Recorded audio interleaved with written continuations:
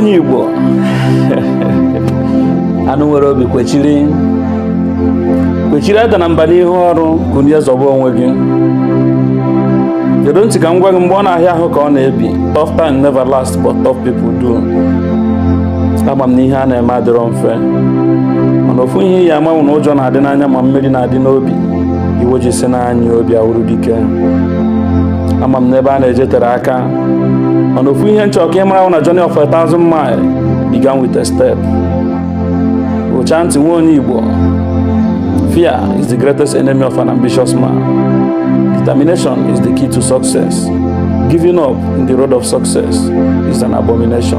Arụ. Ngwagụcha ntị ka m gwa gị na enwekwanụ ka ọ dị tọọ na-adịbeghị mbụ ahụ ka e mere si mee ka ahụrụ ma nwoke kedara ada kunye jebe. Ụcha ntị ka m kọrọ gị akụkọ maka Ifeanyịchukwu, nwa otenkwụ na Nteje Abọg, nwatakịrị nne na nna ya rere na wee kpọje obodo oyibo. A na-atụ anya na Ifeanyịchukwu nọta n'ihe ya dị mma ka nwa otenkwụ ribezie n'efere nkụwa. Ndebe anyị ụwa anaghị adị ka esi chee ya. Mgbe Ifeanyịchukwu ji wee ruo obodo oyibo, o si ebe ha jewe nga maka na obodo mmadụ amaghị ana.